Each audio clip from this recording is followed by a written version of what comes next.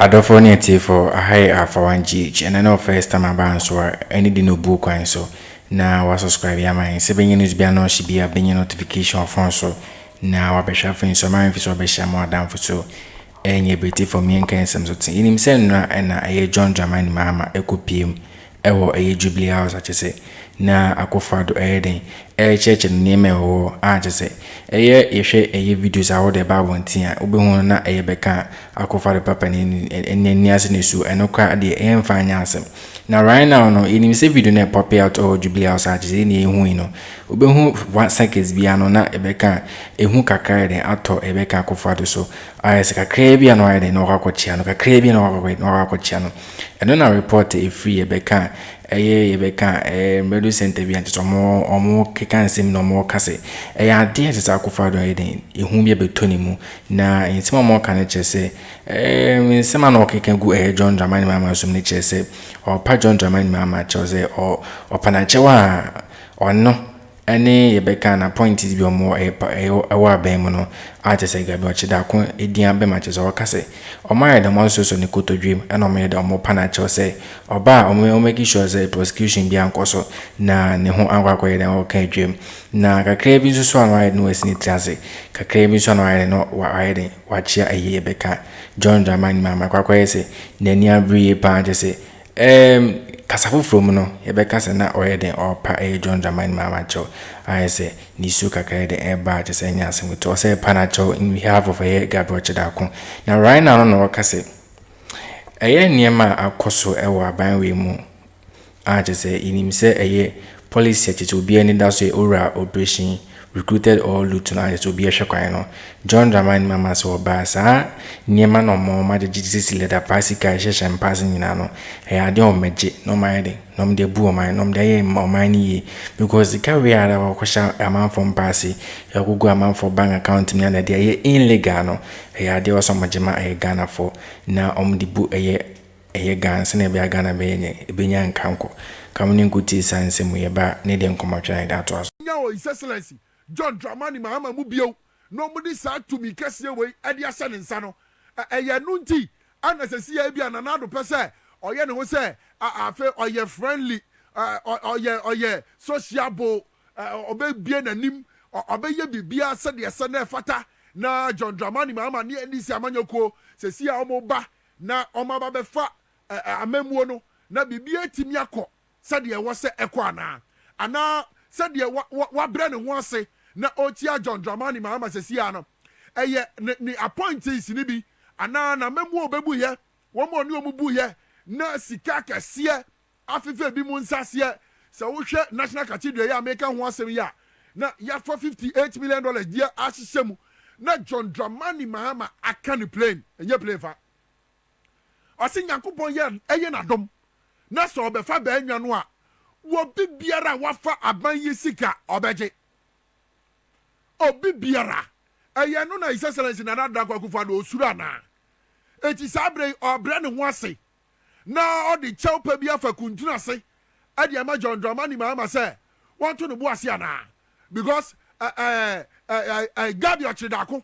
ade nsem bi ababatum oh ye nyina ye nipa baako enti ebe ya nka bibia anye boko na Gabby no wo krom ha e wo kro de menya ma ha enti meba Gabby su later enti na nada kwakufa de said ehuni no hwe na enkomo akwaso na oni John Dramani minimum nsem na o ka kire John Dramani Mahama ho ana His Excellency John Dramani Mahama so esre efise utie nsem na His Excellency John Dramani Mahama wakeka pen adiafa your friend say na nada kwakufa do wakeka pen adiafa His Excellency John Dramani Mahama ho a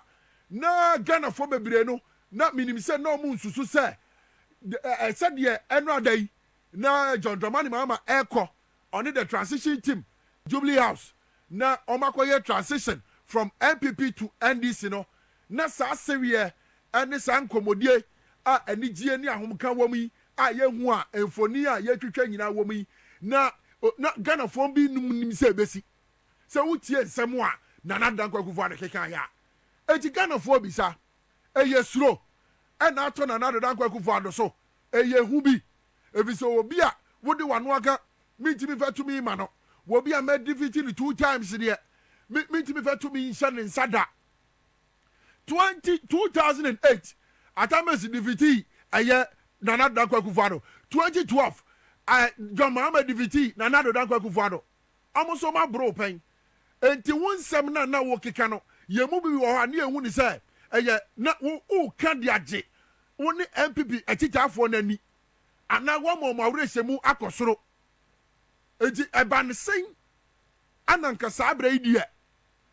John Mahama answer no be jubilee house no kra no na nado Dankwa Kufado wakwa akoko gina pono no na wo twen se wo be so John Mahama nsem na wasere na waso no mu boko ne na nante na mo bon komo na edie na asesa Ghana fo be so mo huro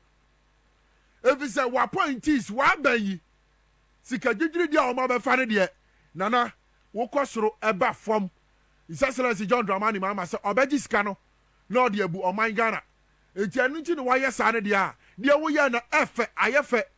atre democracy kabima min kabi amamuo said mojitum said alaji baumia di mirika bai na ye to abawie ni 12 hours kra no bai said dabi wadi ncho ono awhwe ema wo makeka bom de dano a enya de obetimi adi nkunim na di tensions nyina ba fom o man mu no efe na mom sika biara mafa imu His Excellency John Dramani Mahama so obeje na ode abu o man Ghana na after sir His Excellency John Dramani Mahama esia aye Nana Dankwa Kufado ene ne transition team no His Excellency ekasai with the media ekre Kufado economy and security said the Bobby ache yanko ne yanko hwemra. We had a very cordial meeting. At the time he called, he suggested 11 a.m. this morning to have the preliminary meeting towards setting up the transitional team, and that meeting has just ended. Was very cordial, and I think we were very happy to be together. Mr. President has given me a brief on the security situation, both internal and external, and also a short brief on issues to do with the economy. Of course, the transitional teams will drill down further into these matters, but I am happy at the assurance he's giving us that we're going to work together in the interest of Ghana to ensure a seamless transition. And I believe that even after that transition, it will be necessary for us to continue to keep a channel of communication so that Ghana's democratic credentials are consolidated and we all work together in the national interest. And so I want to thank him for his time and to assure him that on our side, we are very happy to work together, and we'll look forward to the successful work of the joint transitional team. I thank you all very much. Thank you very much. There will be.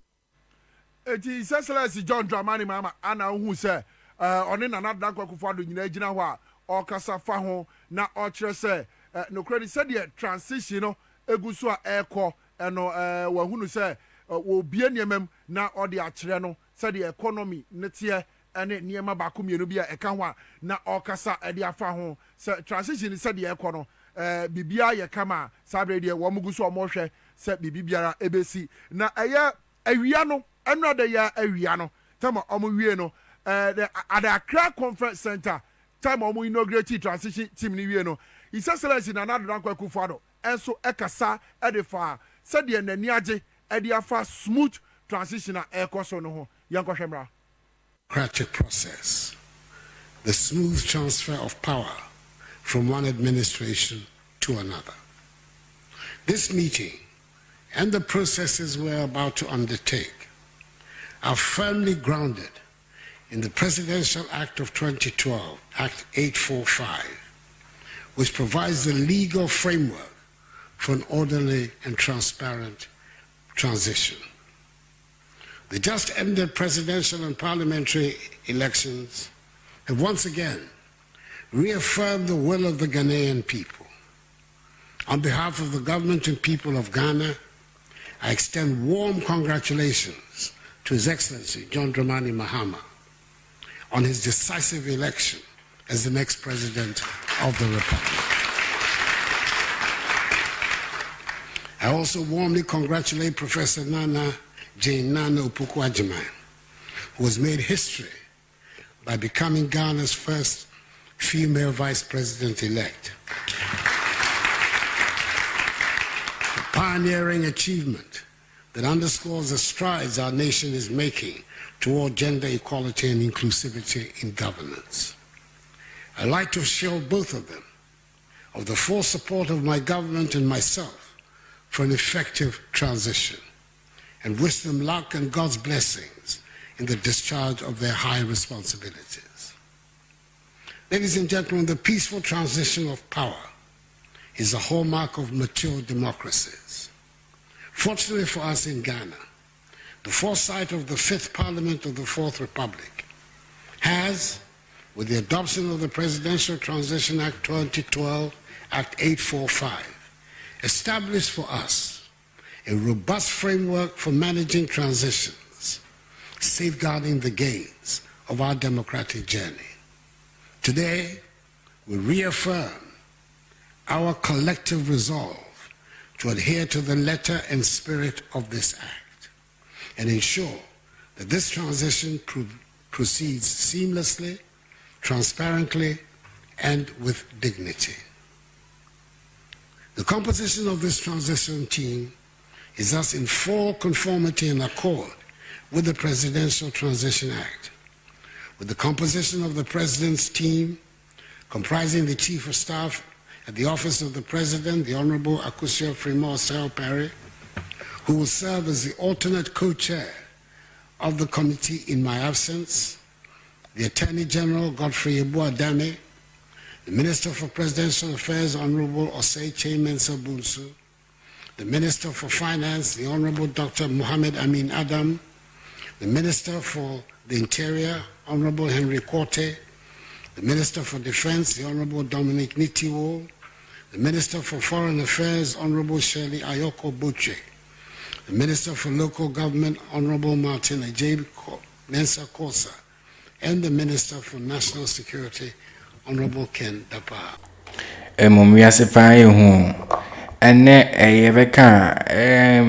Mahama could PM or a jubilee house for a transitional a year, no.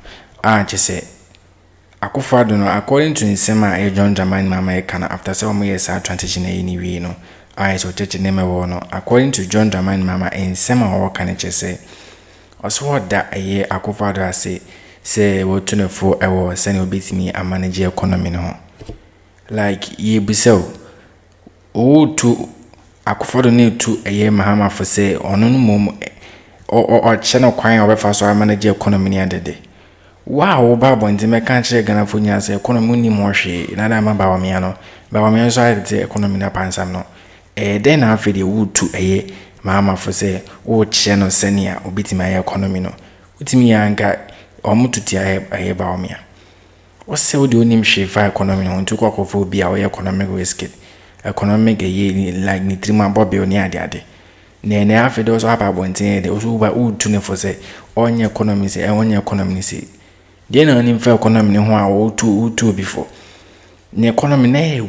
far better than you oka so babo nti be confess say economy company mo hwe ko bia ba na ko for time company no ona de obo akofo na afide den na afide o sababo nti kasa nsimwe na we no eno kan say Akufo-Addo brand of the speech bana we kakra no o congratulate Prof Nana Opoku-Agyeman no can say in Ghana history there we need a first time I be say ono na oba beden ono a first female vice president and say a year ba me our good vice president Akroma ni mase na right now no what they abaso body find them Prof Nana so why dey pa what team many e Ghana ha because e be see that we no ana weze o kan ne nomination no more wan koti ene den kaka o list amafo bebre ba na on ba be transitional method transitional team no as on be exchange with GM also transitional team no I say fifi quote munyina wo ne ato forcing na build ato forcing ne so no shocking news if you by NHS say ato forcing the majority leader I need him say sitting in the Obafado do na majority leader. Bɛhwɛ here AC wɔ Jubilee House ɛna ɔka sɛ deɛ nkɔfa ɛyɛ controversy bi ama no ɛyɛ adeɛ ɔde ɔnka sɛ incoming and upcoming ɛyɛ ato ɛyɛ majority leader ɔno ato forcing no agye sɛ ɛyɛ adeɛ agye sɛ wura na wɔ declare ato forcing kwampo sɛ ɔyɛ majority leader kawo no nkɔyɛ saa scene no yɛba ne yɛde nkɔmmɔtwɛn den ɛba na wiyɛ. Today we're here to inaugurate the Joint Transitional Team as required by law, and I wish to congratulate the members who have been selected or nominated to serve on this Joint Transitional Team. There's huge expectation that this transitional team will get its work right so that we have a seamless and smooth transition of power from one democratically elected government to another. Obviously, this is in fulfillment of the Presidential Transition Act, which was signed into law in 2012 by our late president of blessed memory, Professor John Evans Sata Mills. The law requests that we set up a joint transitional team in a cooperative spirit with mutual respect and openness to the approach of matters during the transition period. The purpose is to achieve a smooth and peaceful transfer of government administration, as I said, from one government to another. We pray that the members of the Joint Transitional Team will work within the confines of this law to fulfill the wishes of the Ghanaian people as expressed in the votes of 7th December 2024. In accordance with law, I have nominated members of my side of the Joint Transitional Team and nominated Honorable Julius Deborah, former Chief of Staff, to represent me as joint chair of the transition team. I've also nominated, on the basis of experience and institutional memory, several other people, including Johnson Asedun Ketia, who is the chairman of our party, but also served as a long-standing member of parliament and also as Deputy Minister of Agriculture. Honorable Fifi Fiavikwete, who's General Secretary of our party and served as Minister of Transport and Minister of Agriculture. Mr. Kalistus Mahama, who was head of the Ghana Local Government Service and also has been the administrator in my office these past 8 years. Professor Kwabena Ahoy, who is a doyen of local government, and if I want to talk about his credentials, we probably would not leave here today. And Mr. Atuforsen MP, who is our majority leader. In order not to stir controversy, maybe I'll say incoming. I don't know what position he will take, but Honorable Mahama Yarga MP, who also served as Minister of Youth and Sports and also as Minister of Environment, Science and Technology, and is the MP for Boko Central. Honorable Valerie Sawyer, who served as Deputy Chief of Staff and also served as Special Presidential Advisor. Okay, His Excellency, the President-elect John Dramani Mahama, and I would say also Okasadi Afa, a transition team at Ekoswa, Womo J. Tumino, Eddie Free, Sadia Ghana for Tuabadema, MPP Amanyo Kono, now Omasaya Tuaba, Ediama, Edisi Amanyo Kono, Omoji Tumino, Sadia Mra Esse, Ne Fata Pepe, Sadia Beya, Edia Sumje, Ebetimiaba, Sadia Womo, Ayedima MPP, na MPP, so Ayedia Mom, na Emu Eda Hokaino, and now it is all can wasem, na fi Obo Bo, and Penny 4 hour, Diomo, SCC transition, and our Diomato transition team Iswa, Womo Modi, Asia, MPP for na Omaji Tumino, Abom Ho, Boko, Sadia Beye, na Bibiara, Ebetimi, Aye Kamakama. No Casana or Casa, a year or Bom Penny 4 transition team, na Honorable Atoforsen, Ekaho, and I say Atoforsen, majority leader, no Sidabi, one day said the Beye Infanta, and Tawabia Mano. incoming majority leader. If you say Chebia, Mashabia for so Ebekwa Tenasia, Bosumimu, and Sana next year, the 9th parliament, Etimi Asha. So in the 9th parliament, here, and this Amanyokon, a flamboyant, a fat parliamentar. One more, and you'll be crying, Ebeka say, one more a majority. They own the parliament house. The Omo Pese, one more Yebiano, one more Kwa, Ebetimia, ye, Wabrekwa, one more here. Abusiafo netifo winning nsema babetodwa achese enya asem ketwa na edefa senia nkofo we ese ewie sika no ho information na ekwatia na ohwe beka akofado anima na sene na osi behave kakra bia 2 seconds bia no aden na wachia ebeka John Dramani Mahama no saa sin no ade achese na wanwan ye pa because then na fede obi a wo kache Ghana fo nyina say over your dead body say obey the obj power ama ebeka John Dramani Mahama na osasesa achese woni gina ho beka